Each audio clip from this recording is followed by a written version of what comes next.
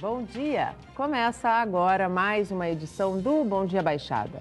Hoje é sexta-feira, 27 de julho, e vamos juntos até às 9 horas da manhã. Como já é tradição, hoje vamos falar dos assuntos que movimentam o setor portuário.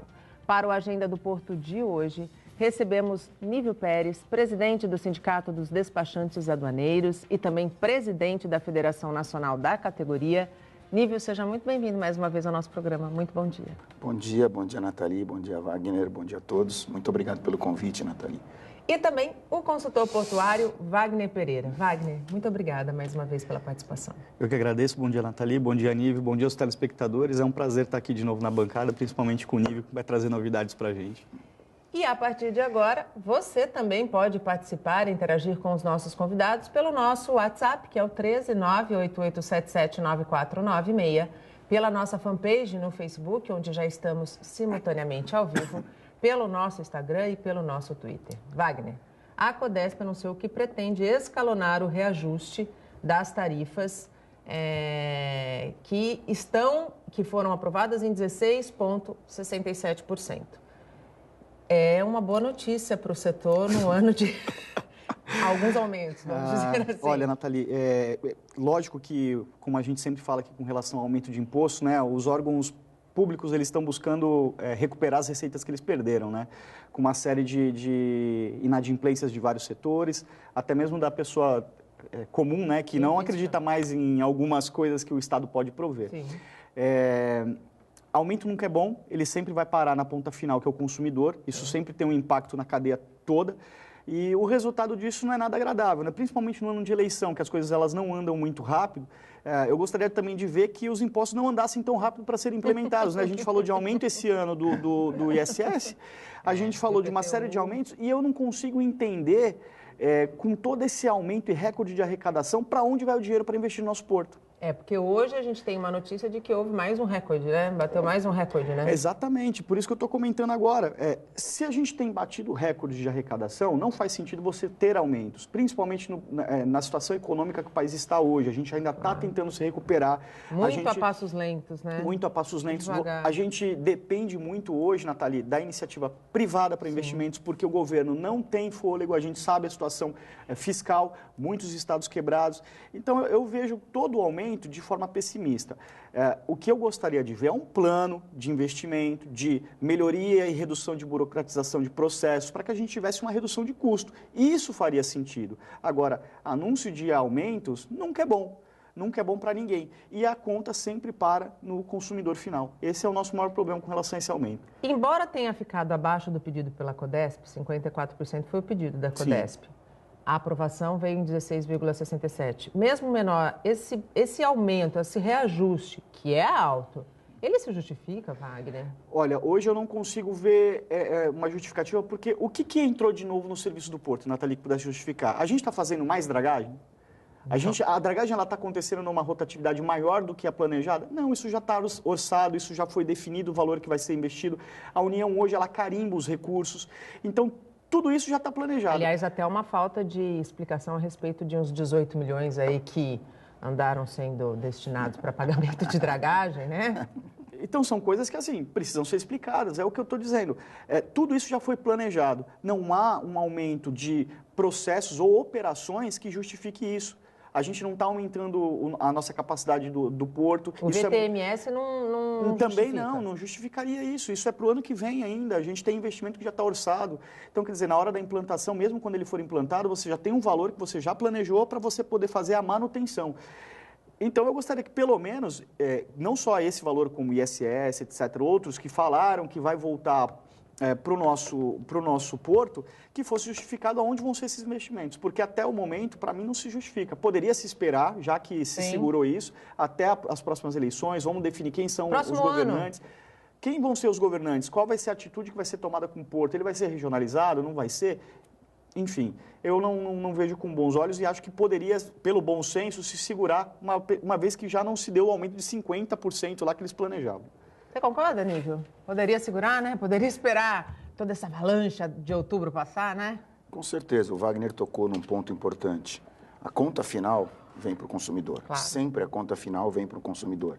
Então, isso é um problema bem sério, porque hoje nós já temos um porto relativamente caro. Então, quem acaba pagando essa conta sempre é o consumidor. Que já está cansado e que está com poder de compra lá embaixo, né? O país atravessa a maior crise de todos os tempos, segundo os economistas. E nós tivemos há pouco tempo o aumento do ISS. Sim. Eu acho que existe um ponto principal. Esse dinheiro é reinvestido no porto? Pelo que nós entendemos, não. Há pouco tempo, alguns anos atrás, nós tivemos uma taxa chamada TMP, chamava Taxa de Melhoramento de Portos, que era para melhorar os portos. O maior porto arrecadador era o Porto de Santos. E esse dinheiro não ficou nada no Porto de Santos, ele foi investido em outros portos. Então, nós não somos contra o investimento em outros portos, o crescimento de outros estados é importante para a federação, ou seja, para o Brasil. Para o fortalecimento do país como um todo. Mas eu entendo que um pedaço dessa taxa de melhoramento de portos deveria ser reinvestido na cidade de Santos, na Baixada Santista. Hoje nós encontramos aí os gargalos. Sim. Hoje o governo, sim, a prefeitura estão a toque de caixa tentando resolver o problema da entrada da cidade, que é um problema grave. Hoje, você chegando em Santos 5h30, 6 horas, você fica parado pelo menos 15, 20 minutos na entrada. E numa entrada que ainda é muito insegura, muito insegura. A gente não pode dizer que tem segurança ali, que os assaltos não acontecem. A gente viu há poucas semanas o túnel que dá acesso à cidade sendo fechado para arrastão de manhã, né? Para quem ia para São Paulo, quer dizer, encontrou essa surpresa, má surpresa pelo caminho. E eu concordo com você, Nível, porque aqui nós temos o maior porto da América Latina, né? Se investiu milhões. Tão fundamental quanto, ou mais fundamental, que os outros portos, inclusive para balanço comercial, né? Investiu-se milhões nos terminais, hoje nós temos terminais modernos, trabalhando aí a nível de portos da Europa. Estamos falando muito de calado, porque é importante que se aumente o calado, por questões logísticas. Agora, não se pensou, por exemplo, como é que nós iríamos escoar essa carga. Não adianta cuidar só da casinha e não do entorno, né? Exatamente. Nós discutimos aqui, num outro programa seu, a ligação seca entre Santos e Guarujá. Sim. E eu lembro que, se não me engano, o Everandi trouxe um jornal de 1973, quando se falou na primeira vez na ligação. E nós estamos em 2018 e nós não estamos vendo nada nesse sentido. Enfim, são problemas que a nossa cidade tem. E precisam ser resolvidos, né? Quando a gente fala de infraestrutura, inclusive uma pergunta que eu ia fazer mais para frente, porque a gente vai falar da questão do investimento em outros modais. A gente fala muito aqui, a gente vê grandes fóruns de discussão falando sobre o assunto, mas a sensação que eu tenho é que a gente não avança e que a gente está ficando para trás, porque outros portos que eram menores estão conseguindo ter uma representatividade muito maior do que tinham há poucos anos atrás. E isso é muito importante, Natália, é um ponto extremamente interessante, porque esses portos menores, como eles têm por trás deles, às vezes, um grande player operando, ele tira dinheiro do próprio bolso, investe no entorno, faz esse trabalho que o Nível falou, de pensar no escoamento da carga, e ele, para que ele não tenha prejuízo à sua operação, ele acaba fazendo investimento no lugar do Estado. Isso nada mais é do que a comprovação de que essa gestão deveria ser municipalizada. A partir do momento que você traz isso para a região, você pode trabalhar de uma forma diferente. O Nível bem lembrou da taxa que é federal, sim, ela sai daqui, vai para a União, e aí a União, que deveria ser o cérebro pensante... Na verdade, Nathalie, a grande solução para isso é a gente ter um plano nacional de gestão de infraestrutura, sim, não só rodoviária, mas de portos, hidrovias, etc., um plano logístico, né?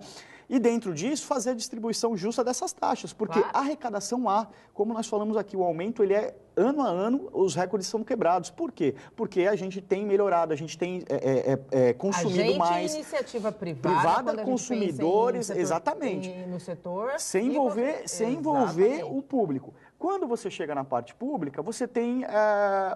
os desvios de rota, porque o dinheiro, por exemplo, o dinheiro sai daqui, ele vai para nível federal. Depois ele não volta para Santos. Nunca mais. Então, quer dizer, hoje a gente fala da entrada de Santos. O investimento na entrada de Santos, se a gente tivesse uma parceria público-privada, ele sairia muito mais rápido. Sim. Né? O que está se... A parte da parceria público-privada ficou por conta do Estado, para uma concessão, para ampliação de uma concessão, né, de cobrança da de Ecorodovias. Então, quer dizer, Ecovia. olha só o que nós estamos vivendo hoje. Recentemente, eu vi alguns pretensos, a gente está estudando os candidatos que a gente quer, né, nos representar e, principalmente, que bandeira eles vão levantar quando eles estiverem sentados nas cadeiras. Nesses últimos dias tem aparecido algumas novidades no cenário, né? E aí eu escutei uma figura, não vou citar nomes, porque não quero fazer propaganda negativa, o cara dizendo assim, não, porque a solução para o Brasil é arrecadar mais, aumentar os impostos. Eu falei, quase que eu mandei uma mensagem para o cara, falei assim, cara pálida, aumentar imposto de quem? Nós já somos o país que mais cobra imposto, um dos maiores então veja bem. E que menos entrega. Exatamente. O dinheiro tem, o dinheiro está lá. O que nós precisamos é fazer uma gestão melhor e fazer uma aplicação melhor naquilo que é importante para continuar movendo a nossa roda econômica. Infraestrutura, desburocratização de processos, são coisas que a gente precisa pensar aí, principalmente nas pessoas que vão nos representar, porque eles que vão mudar isso com novas leis, legislações. Agora, sou totalmente contra a gente ter aí aumento de imposto, uma série de coisas que não traz nenhum tipo de retorno. Eu acho que ninguém aqui dessa bancada se incomodaria de pagar imposto se tivesse retorno, né? Não. Como tem em outros países do mundo. E tem, por exemplo, cargas altas de imposto, mas a população tem educação de qualidade, tem saúde de qualidade, tem segurança. A gente não vai muito longe. Você chega lá em Rotterdam, em 2014, da última vez que eu estive lá, o pessoal na televisão estava fazendo propaganda para deixar carro híbrido com o cliente por 6 meses. Se ele não quisesse, ele devolvia o carro. Por quê? É tão boa a distribuição os recursos públicos. Eles têm VLT, eles têm ônibus, trólebus. A parte de bicicleta, o mapa é muito tranquilo de você. Eles conseguiram convencer a população todinha que não é necessário comprar. Então, olha só o contrassenso que a gente vive. Aqui se fala de aumentar imposto e não dar condições. E lá você fala de dar condições para que a pessoa tenha uma qualidade de vida. Isso tudo traria uma relação ótima para o Porto Cidade se a gente tivesse os investimentos corretos, investimento até na parte de revitalização do porto, que a gente tem visto aí muito. Gente, quantos anos a gente está falando de tentar fazer um pedacinho igual ao Porto Madeira e não sai? Não é, Nível? A história da ponte também, enfim, são coisas que eu acho que o momento agora é de pensar melhor em quem vai nos representar para resolver esse tipo de problema. A CNI apresentou uma série de propostas, focando aí nos pré-candidatos, apresentou uma série de propostas com foco no crescimento, no desenvolvimento do país nos próximos 4 anos. Dentre elas, a privatização, né, dos portos. Vocês são a favor? Olha, Nathalie, eu entendo que a parte operacional do porto já está privatizada. Hoje existem as licitações, os terminais já administram essa parte operacional. A Codesp ela fica como uma gestora, uma coordenadora. Eu entendo que essa administração ela tem que sair da mão federal e passar para o governo estadual ou municipal. Aí sim, eu acredito que o porto deverá ter um investimento maior, porque é um interesse do governo estadual. Uma celeridade. Exatamente. Porque o governo federal, na verdade, ele administra todos os portos. Sim. Então, isso gera, digamos, aí uma não preocupação com o maior porto da América Latina. Ou seja, esse porto, um olhar negligente. Exatamente. Ele se administra sozinho. Ele resolve os problemas dele sozinho. E não é bem verdade. Nós ainda temos problemas sérios aqui que tem que ser resolvido. O Porto de Santos, logisticamente, poderia ser não só o maior porto da América Latina, mas como um dos maiores portos do mundo. Por questões de logística, por estar perto de uma grande cidade que é São Paulo, de um mercado consumidor muito grande. Então, existe a possibilidade de nós termos um porto ainda melhor do que nós temos. Eu tenho certeza que você é a favor disso. Sim. Agora, assim como nós aqui, pessoas físicas, somos a favor, entes públicos também são a favor da regionalização ou da municipalização. Por que é tão difícil? Porque nós temos uma dependência muito grande do órgão que deveria legislar em favor de se definir essas novas regras e passar a responsabilidade para o Estado e os municípios fazerem isso. Começa pela nossa Câmara de Deputados estaduais, depois ela vai para os federais e aí né? Como é que nós vamos fazer? Se o pleito não sai da forma correta, tudo é regrado por leis. Isso tem a ver com o peso da nossa representatividade dentro Sem desses dúvida. dois órgãos? E as pessoas que estão lá de entenderem e não terem um olhar negligente para a região. Porque o que eu vejo é o seguinte... Porque hoje nós temos só 3 deputados estaduais e 3 federais, só. E que, infelizmente, não tem o mínimo de noção do que é a importância do nosso porto. Né? O nosso último representante que levantou a bandeira, etc., foi a Thelma. Que ela estava, e também por questões até ideológicas de partidária, ela sempre estava próxima das questões de greves, etc., que as categorias faziam, então ela estava sempre ali defendendo aqueles interesses. Também não era uma bandeira que trouxesse alguma coisa boa, mas... Falava-se sobre o assunto. Falava-se sobre o assunto. Hoje, a gente está totalmente órfão. Hoje, quem é que levanta a bandeira e leva algum projeto de lei para falar assim, poxa, vamos municipalizar a gestão do porto? Que não seja toda a gestão, a dragagem. Isso teve que ser um assunto... Serviços essenciais, né? Serviços essenciais. Isso teve que ser um assunto que precisou parar, precisou impactar na questão de arrecadação para que o pessoal olhasse diferentemente. Não, e aí se constituiu um grupo de estudos que estudou, que dedicou, né, que mobilizou empresários, mobilizou entidades para cair no mesmo resultado. Isso desacredita, né, Nathalie? Porque hoje, quando o investidor externo ele olha para o mercado e para fazer investimento, ele olha a segurança jurídica, ele olha o arcabouço legal. E aí ele olha para a Santos e ele fala assim, nossa, isso é uma caixa de Pandora, eu não vou botar meu dinheiro aí porque eu não sei quando vai retornar. E ainda, além disso tudo, o tempo de concessão, que agora parece que ele está adequado, e aí também tem um outro problema jurídico, que aqueles que já estavam em utilização querem se equiparar. Exatamente. Tudo isso... E que também está sem solução esse Está sem solução. Então, estávamos falando há tempos atrás aí deles não seguirem, né, o que estava definido na legislação. Então, veja só, a cabeça pensante que é o governo, ela deveria muito mais se preocupar com um plano estratégico para poder resolver esses problemas que hoje nos afetam, do que tentar aumentar imposto, tentar fazer outras coisas do gênero.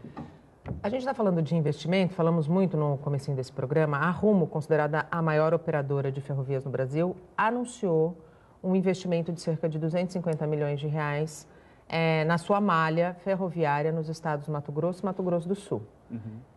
Esses investimentos podem impactar, de alguma forma, o nosso porto? Olha, dependendo de qual a estratégia que vai ser utilizada para esse investimento, para onde essas malhas vão ser melhoradas, para que porto elas vão ser, porque tem um caminho, uma rota a ser seguida, né? Então, dependendo de para onde for, sim, pode tirar cargas ou aumentar o volume de cargas que vai vir para cá. Eu não conheço o projeto ainda, não sei, pelo menos eles não detalharam. O que eu vi no site deles ainda é que existe a intenção do investimento, mas não está especificado para quais serão as rotas. Está aí, ó, uma oportunidade da nossa região, dos governantes, etc., fazerem lobby. Olha, para onde vocês estão pretendendo ir? Olha, se você fizer a sua parte até aqui, eu faço a minha parte. Conversa, né? Vamos bater um papinho, né? A gente aqui tem bastante carga para escoar. Então, pode impactar sim, positivamente ou negativamente. Vai depender muito da onde vai ser direcionado esse investimento, para qual porto. Será que é para cá? Olha, seria interessante que fosse, né? Até porque nós poderíamos tirar muitos caminhões da estrada. Sem dúvida. Então, isso ajudaria muito, inclusive, na gestão de trânsito, logística. Eu acho que seria interessante, sim, trabalhar em cima desse projeto, se é que ele vai acontecer. Como disse o Wagner, as coisas mudam da noite para o dia, os investimentos também. Então, se lançar um projeto é uma coisa, se concretizar o projeto é outra coisa. Aí a ponte, né? Aí a ligação seca, né? Como exemplo. O Lívio falou do jornal de 73, eu nasci em 79. E eu cresci com meu avô falando que não, vai ter uma ponte Santos-Guarujá, a gente vai chegar em Guarujá em 30 minutos. Minha filha nasceu aí... Já está com quantos anos, Estela? 4 anos, nós estamos falando da ponte aqui. Nathalie, existe um ponto que eu acho que é fundamental e que o governo ainda não atentou para isso. Eu estive numa reunião no Rio de Janeiro, no ENAEX, que é o Encontro Nacional de Exportadores, e o Brasil é responsável somente por 1% de toda a exportação mundial. E segundo cálculos dessa mesma entidade, que ela é ligada ao governo, se cada 1% que o Brasil aumentar, ele pode gerar em torno de 5 milhões de empregos. Nossa, a gente resolveria o problema do Brasil em 3 meses dos desempregados. Você toca num ponto importante. Claro, E que, de repente, desenvolvimento social. Não está acontecendo, o governo não está prestando atenção nisso. Se o Brasil tiver uma representatividade maior lá fora, conseguir colocar seus produtos lá fora, porque a crise aqui dentro está muito grande, a saída é exportar. E aí a gente entra num outro tema, de que a questão de uns 2 meses atrás, nós tivemos a greve dos caminhoneiros. Sim. E essa greve prejudicou demais os exportadores. Por quê? Porque quando você fecha um contrato com alguma empresa no exterior, você tem prazos a cumprir. Claro. E se você não cumprir esses prazos, você tem multas em dólar. Você tem cancelamento de contratos. Então, isso prejudica demais a imagem do país. Foi o que o Wagner falou. A empresa lá fora, ela vai investir num produto brasileiro, ela não sabe se ela vai receber esse produto em tempo de colocar no mercado dela. Então, tudo isso traz um retrocesso ao nosso país. Sem dúvida. Uma perda de credibilidade. Sem dúvida. E um retrocesso que já não é mais permitido, especialmente nesse momento tão delicado que a gente vive, momento que já dura alguns anos, né? E que a fórceps os brasileiros têm tentado se reerguer. Né? Depende muito, e isso tudo está muito ligado. O Brasil é um país que ele depende muito da política, né, para que as coisas aconteçam. Né? Então, está mais do que provado que já está na hora da gente escolher melhor os nossos governantes para que a gente não tenha esse tipo de discussão. Precisamos ter pessoas perto de determinados assuntos. Né? Quando eu digo de um deputado, de um senador levantar uma determinada bandeira, que isso é muito comum em outros países. Claro. Né? É óbvio que a nossa legislação hoje ela não permite os lobistas, né? Mas a gente sabe que no mundo todo, Estados Unidos, por exemplo, você tem o cara que representa a indústria farmacêutica, a indústria do tabaco. Mas, Wagner, eu não falo que é fazer lobby. Eu falo que é uma pessoa que se dispõe a ser um deputado estadual ou um deputado federal, a gente pressupõe que tem conhecimento dos principais pontos nefrálgicos de cada região do país. Aí você tocou num ponto importantíssimo. Conhecimento. Exatamente. Né? E aí não é fazer lobby, é olhar para cada região do país e para cada setor que movimenta a economia e ver, opa, o que a gente pode fazer aqui, o que a gente pode propor Mas a melhorar? hoje, Nathalie, infelizmente o que a gente vê é que quando a pessoa chega lá no Olimpo, esquece, né? ele esquece, ele acaba sendo levado pelo mar de interesses que não levam o país para frente e votando coisas como aumento de salário, aumento de quantas pessoas vão usar o plano de saúde do governo. São coisas assim que a gente precisa tomar muito cuidado. Estamos em época, chegando muito próximo de eleições importantíssimas e que nós precisamos tomar cuidado para ver quem vão ser as pessoas que vão nos representar, que elas tenham este olhar. Porque chega de politicagem nesse país, gente. A gente já está pagando um preço muito alto por tudo isso. O Bom Dia Baixada vai para um rápido intervalo, a gente volta em menos de 3 minutos. Não saia daí, até já. O Bom Dia Baixada está de volta e durante 2 dias, a Polícia Civil realizou uma operação para desarticular facções criminosas na região. Foram apreendidos quase 337 quilos de drogas e 10 armas de fogo apreendidas também. Os agentes prenderam 35 suspeitos em flagrante. E agora vamos falar das novidades no caso Bacará. Um segurança e o dono da casa noturna foram indiciados por tentativa de homicídio. Vitor Alves Caran, dono da casa noturna, e o segurança Tiago Souza, acusado de agredir o universitário Lucas Martins de Paula, de 21 anos, no último dia 7 de julho, foram indiciados por tentativa de homicídio. A vítima segue internada há quase 20 dias em coma induzido. A confusão ocorreu após Lucas reclamar de uma cobrança indevida na comanda, uma diferença de R$15. Desde então, a casa noturna no bairro do Imbaré, em Santos, segue fechada por apresentar irregularidades, segundo a prefeitura. Entre elas, o fato do Bacará ter entrada pela Avenida Epitácio Pessoa e saída pela Rua Oswaldo Cochrane. Olha, eu já dei bastante a minha opinião a respeito desse caso e fico extremamente satisfeita como cidadã de ver que a justiça, não vou dizer que foi feita, mas está começando a ir pelo caminho certo. E voltamos com os nossos convidados, participam do Bom Dia Baixada e da Agenda do Porto, Nívio Pérez, presidente do Sindicato dos Despachantes Aduaneiros e também presidente da Federação Nacional da categoria, e o consultor portuário Wagner Pereira. Você ainda pode participar do nosso programa, fazer a sua pergunta para os nossos convidados, pelo nosso WhatsApp que está aí na tela, pela nossa fanpage, onde já estamos simultaneamente ao vivo, pelo nosso Instagram e pelo nosso Twitter. Nívio, a guerra fiscal tem gerado perda de cargas de importação? Falar em guerra fiscal é um pouco complicado. Eu diria que é uma fraude fiscal. A guerra fiscal ela é aceita, isso existe entre os estados. Eu acho que cada estado tem a sua condição de oferecer uma diminuição nos tributos estaduais. O que nós falamos hoje chama-se fraude fiscal, onde uma empresa paulista abre uma filial num outro estado, e hoje o estado que mais vem criando problemas para o Porto de Santos é o estado de Santa Catarina. Os portos de Santa Catarina vem crescendo absurdamente em comparação com o Porto de Santos. E esta empresa, ela se usa de uma trading e tem uma filial nesse estado. Então, a trading faz a importação, ela vende a sua mercadoria para esta filial, que, na verdade, fica em cima de uma farmácia, em cima de um posto, é uma salinha que muitas vezes nem funcionário tem, e essa empresa manda essa mercadoria para o estado de São Paulo.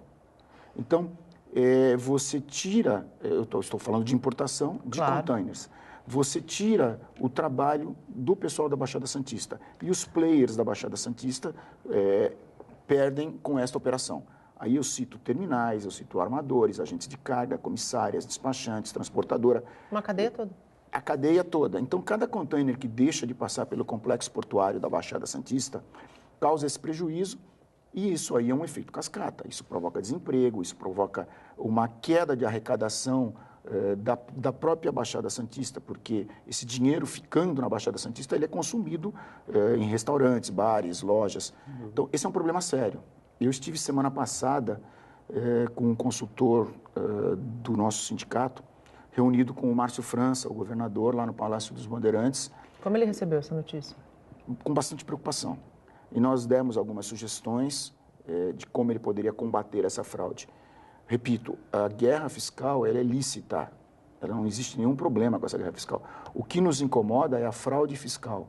Uma empresa sair do estado de São Paulo e colocar sua planta em outro estado e fazer operação legal, nós não somos contra. O que nós somos contra é a fraude fiscal.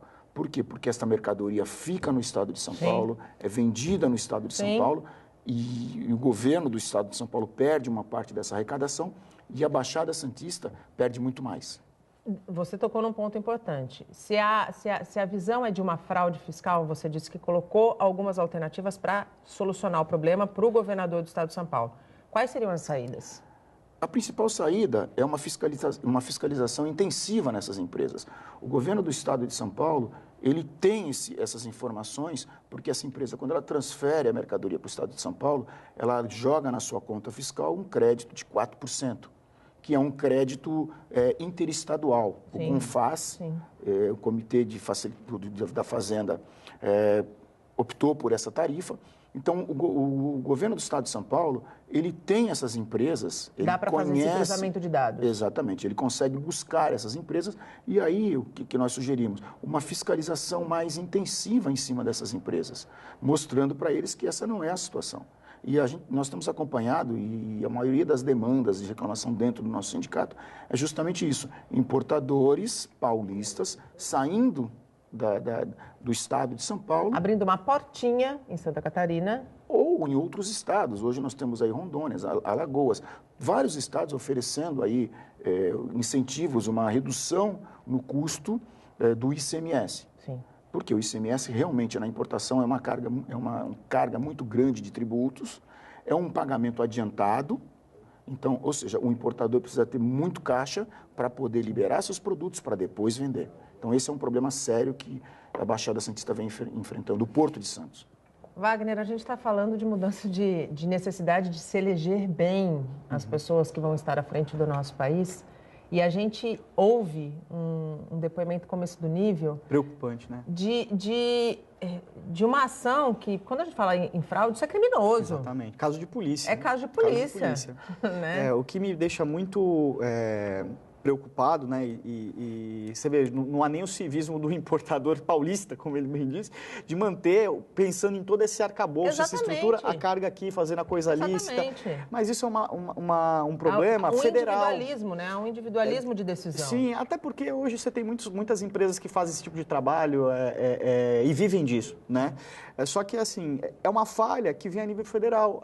A federação criou legislações, criou regras que permitem você fazer um mecanismos permissivos para você fazer incentivos fiscais que geram esse tipo de problema. Como o Nível falou, tem algumas soluções para serem feitas, ele passou algumas sugestões para o governador. Eu acho que, por exemplo, você deveria endurecer o cara criar um CNPJ como esse para uma determinada natureza fora do estado de São Paulo. É uma filial, na verdade. Criar uma filial, Sim. porque olha só, o cara cria uma filial fantasma, virtual. Sim.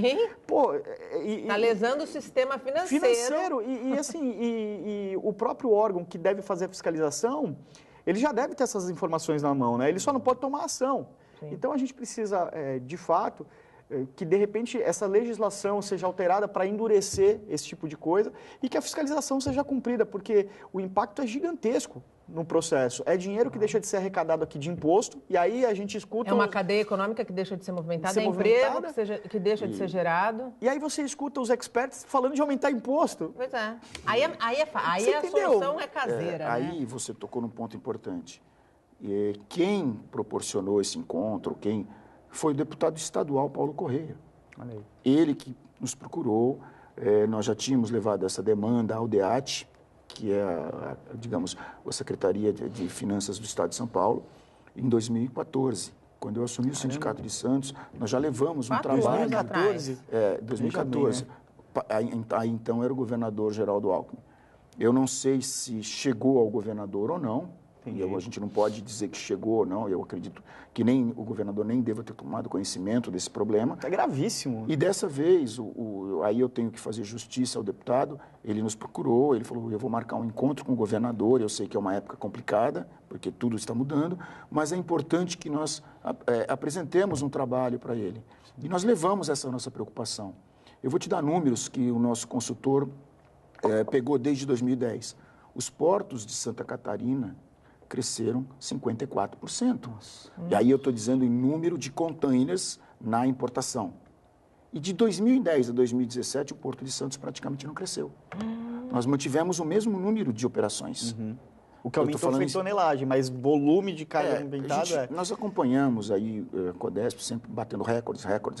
Sim. Que fique claro que esses recordes, eles estão muito mais sobre tonelagem e sobre exportação. Sim. A importação cresceu também. Também houve um crescimento esse ano, mas nada parecido com o que nós tínhamos em 2013, 2012. E os maiores tributos arrecadados estão em cima da importação. Da importação, né? A exportação, a cidade fica com o bônus.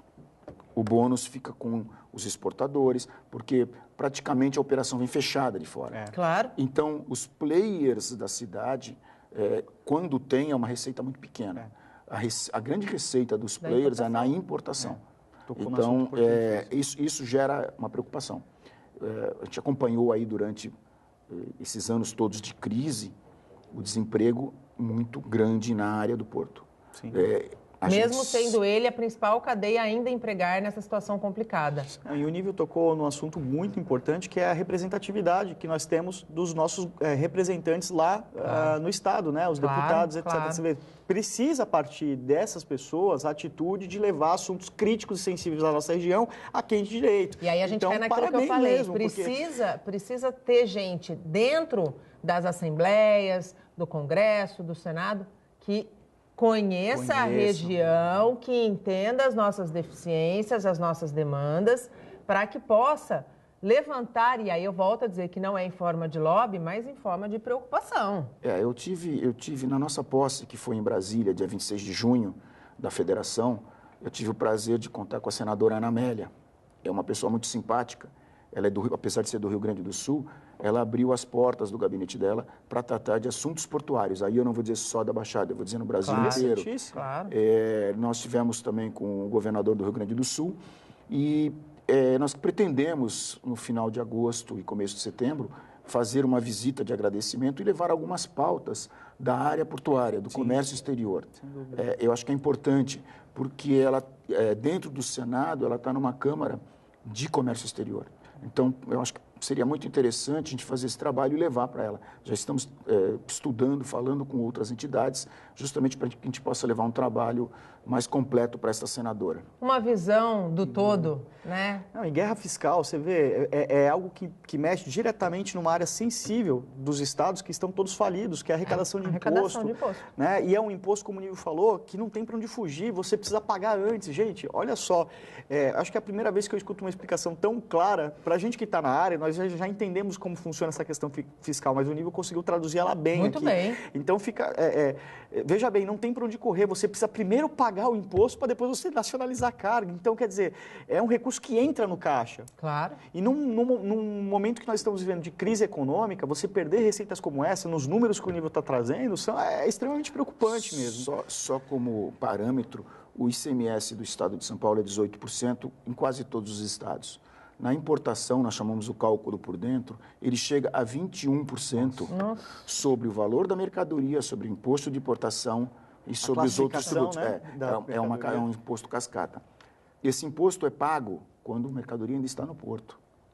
O importador, ele adiantou esse dinheiro e nem recebeu a sua carga para vender 30, 60, até 90 dias depois.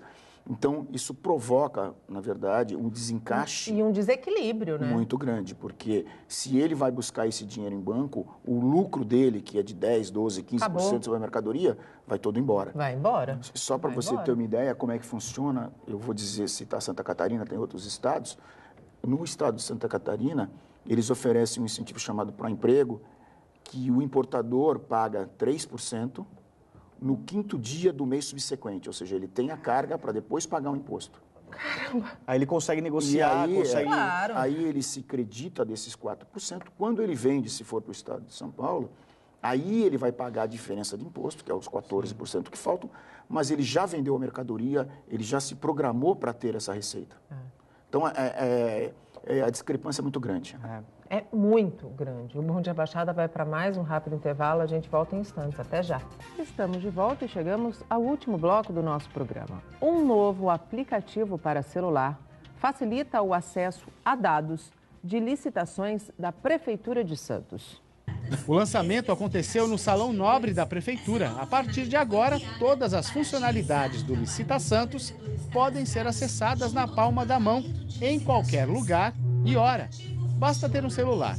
O aplicativo permite que os usuários se cadastrem e fiquem sempre de olho nas áreas de interesse. O objetivo do programa Licita Santos é facilitar a participação das empresas locais, da cidade, da região, nos processos de compra da prefeitura. Gastar o dinheiro da cidade na própria cidade e na região, gerando emprego, distribuindo renda.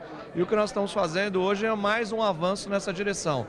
Com o aplicativo, ou seja, na palma da mão, no smartphone, as pessoas vão receber notificações diariamente sobre os processos de licitação da prefeitura. A nova ferramenta vai atrair cada vez mais empresários, fomentar negócios e movimentar a economia. O aplicativo vai ser um facilitador em busca desse objetivo de ampliar a participação do comércio local, das empresas locais, nos processos de compra da prefeitura.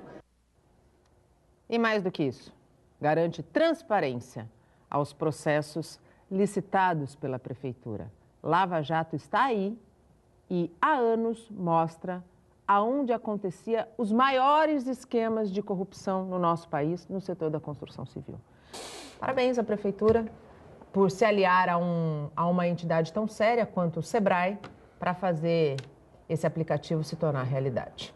E voltamos com os nossos convidados. Participam do Agenda do Porto, Nível Pérez, presidente do Sindicato dos Despachantes Aduaneiros e também presidente da Federação Nacional da categoria, e o consultor portuário Wagner Pereira.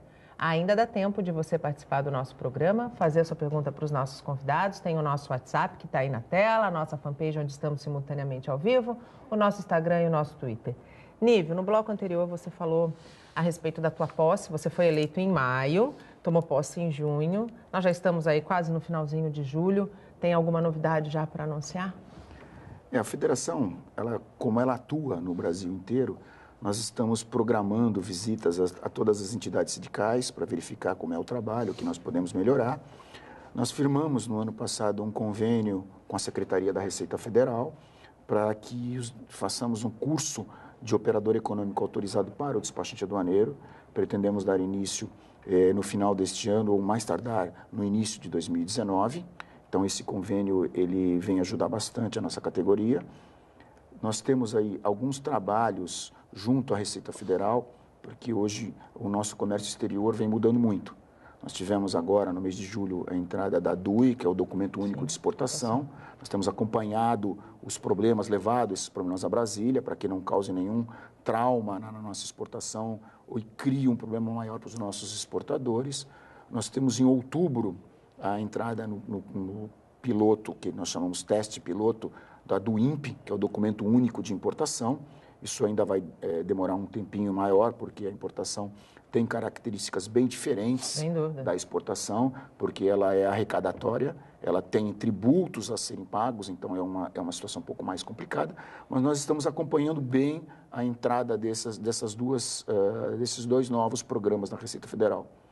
Nós temos acompanhado também o Portal Único do Comércio Exterior, onde toda a operação ela vai estar mais visível para o importador e o exportador. Todos os players vão ter que atuar ali dentro, ou seja, colocar os seus custos. Então, vai dar uma visão melhor da Receita Federal. Transparência também. Exatamente. E tempo. Eu acho que tempo é muito importante. Eu vou te dar um exemplo. A DUE, que é o Documento Único de Exportação que eu citei agora há pouco, segundo dados da CNI e da própria CNC, já houve uma redução de 54% no tempo de liberação das cargas na exportação. Então, todas essas novas iniciativas, ela vem da Organização Mundial das Aduanas e da OMC. Foi assinado o Tratado de Quioto, e esse tratado diz que os países signatários, eles têm que procurar uma forma de facilitar a troca de mercadorias entre países. E acho que isso é fundamental. O que falta num país, o outro tem demais. Claro. E como eu citei há pouco, o Brasil é um grande interessado, porque se nós crescermos nas nossas exportações, nós vamos gerar empregos. E quem sabe a solução para esses 13 milhões de desempregados esteja no comércio exterior. Claro. Um investimento pesado do governo. Eu sei que existem alguns órgãos governamentais que divulgam produtos brasileiros no exterior. Nós temos que implementar mais os acordos bilaterais, ou seja, uma redução de tarifas na importação para que os outros países também reduzam as tarifas deles para os nossos produtos. Então, isso geraria, digamos, uma roda viva dentro da nossa economia. Então, eu acho que se o governo olhar um pouco mais para o comércio exterior, não só portos, mas olhar também para as empresas, procurar criar mecanismos de desenvolver os nossos produtos lá fora, ele pode dar ter um grande ganho, digamos assim. Talvez resolver um dos maiores problemas que o país já enfrentou. Exatamente, que é o desemprego. É uma coisa que preocupa todo mundo, a gente vem acompanhando isso, nós acompanhamos principalmente na Baixada, o número de desempregados dos players por conta dos problemas que nós citamos. Então, a saída é essa. Eu acho que a saída é essa. E a federação tem um trabalho importante. Por quê? Porque nós somos o único player, pessoa física que atua nessa cadeia. Então, e o elo, nós somos o elo, nós é que preparamos a documentação para que a Receita Federal libere essas cargas. Segundo a própria Receita Federal, todos os processos de importação e exportação passam pela mão de um despachante aduaneiro. 97% dos produtos que saem ou entram no país, a documentação é preparada por um despachante aduaneiro. Por isso que você tocou num ponto muito importante dessas visitas que vocês vão promover aos sindicatos com relação à profissionalização do que é entregue, né, à categoria. A gente tem aí uma lei trabalhista que acabou com a obrigatoriedade do recolhimento do imposto sindical e que vai certamente transformar essa realidade de 17 mil sindicatos que nós temos espalhados pelo Brasil e que vai forçar aqueles que querem seguir atuando a se reinventar, né, Nível? Na verdade, o sindicato da área aduaneira, dos despachantes, a federação, ele é um sindicato patronal. Nós somos profissionais autônomos. O que nós precisamos é procurar capacitar esse nosso pessoal. Como? Com cursos, com treinamentos. Então, essa é uma promessa que eu fiz ao subsecretário da Receita, o Marcos Vinícius, que nós vamos trabalhar junto a outros sindicatos. Nós temos os sindicatos do Nordeste, que eles necessitam de uma ajuda maior, um treinamento maior para os seus associados. Então, eu acho que esse trabalho é fundamental para que o comércio exterior flua de uma forma mais rápida, porque se nós fizermos o trabalho certo, a mercadoria não para no porto. Não para no porto. E a gente não pode esquecer, né, Wagner, de que a gente vive a quarta revolução industrial. Sem dúvida, os processos estão automatizados, as coisas estão acontecendo de forma autônoma, sem a intervenção manual, e o ser humano ele tem participado no processo de automação como um todo, como parte pensante. Claro. Né? Então, é muito importante que eles estejam capacitados para isso. O Nívio falou com relação ao tempo, né? Tempo é dinheiro. A redução de 54%? Como dizem os americanos, né? E eles adoram essa frase. Existia um trabalho feito há 4 anos atrás que mostrava o problema no tempo de desembaraço das cargas. Sim. E o ator número 1 desse processo que foi mostrado era o despachante. Era culpa muito dos erros. Tudo bem que eu acho que às vezes a coisa cai na mão, né? E isso está relacionado diretamente ao que o Nívio falou, treinamento, capacitação, profissionalização. É um profissional importantíssimo porque ele atua diretamente, ele pode se conhecer bem os meandres, desembaraçar uma carga rápida, Sim. entregar isso na necessidade do importador, do produtor, enfim. Então, é muito importante que o sindicato tenha essa visão de investimento Exato. Nos seus associados. Sair desse negócio que era o sindicato há uns anos atrás aqui, de fazer piquete, fazer greve, paralisação. Vamos fazer o que tem que ser feito. Vamos capacitar as pessoas, vamos dar condições para que elas possam participar do processo. Porque disso depende do emprego de cada um. Sem dúvida. E isso traz isso traz um retorno não só de conhecimento para a pessoa, mas também na questão de bem-estar, dele se sentir útil e se sentir ajudando a sociedade. Eu Produtivo. Produtivo. Esse é o objetivo de tudo. O Wagner tocou num ponto importante. Realmente, o despachante era culpado de tudo, porque ele é o representante do importador. Então, havia um problema dentro de um órgão anuente, ou seja, Ministério da Agricultura, Anvisa, Exército, vários órgãos. Hoje eu diria que nós temos mais de 23 órgãos anuentes. Nós temos MDIC, IDSEX, enfim, são vários. A própria Receita Federal. Então, alguma operação parava num órgão desse, a responsabilidade era do despachante. Então, nós discutimos muito isso, levamos isso a Brasília, e hoje, com o Portal Único, você vai ter exatamente aonde que o seu processo está parado. Então, o importador, o próprio governo, ele vai poder ter a sensibilidade de ver qual é o órgão que a mercadoria parou. Eu costumo dizer, se a Receita Federal libera uma carga em 6 a 8 horas no Canal Verde, hoje com análise de risco, eu digo para eles que um despachante aduaneiro faz um processo desse em 30 minutos. Desde que ele tenha condições, desde que ele tenha a documentação, as verbas necessárias para fazer o pagamento dos tributos. Nós preparamos essa documentação para apresentar a Receita, que é tudo online, em 30 minutos, no máximo. Você vê, né? Vivemos a 4ª Revolução Industrial e a gente ainda tem uma dependência muito grande de ter alguma coisa a nível de planejamento estratégico. É muito bom ver que o sindicato está levando isso a nível federal para tentar desburocratizar, porque esse é o caminho, Nathalie. Esse é o caminho. Chega de burocracia. A gente já vive de muita burocracia nesse país. Verdade. Nívio, infelizmente nosso tempo acabou. Eu queria te agradecer muito a tua disponibilidade de nos atender, porque eu sei que a tua agenda, depois da sua posse, tá bagunçada, tá difícil, mas eu acho que esse é o papel do Bom Dia Baixada, esse é o papel do Agenda do Porto.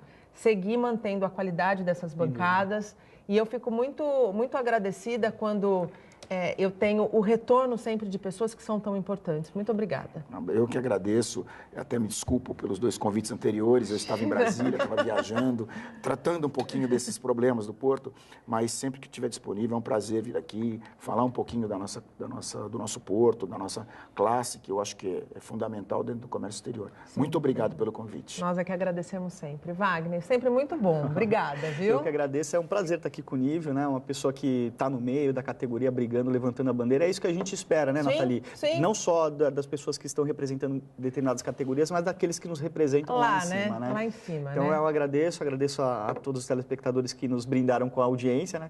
E mandar 2 recadinhos. Desejar muita felicidade para o Léo Guerreiro, ex-lateral do Santos, casou recentemente. Casou recentemente. E também para o doutor Evandro, que vai casar em agosto agora. Boas felicidades para vocês. É isso aí. O Bom Dia Baixada fica por aqui. Você pode ficar bem informado sobre tudo o que acontece na região e no mundo acessando o Santa Portal. Eu volto na segunda-feira, a partir das 8 horas da manhã. Bom fim de semana. Tchau.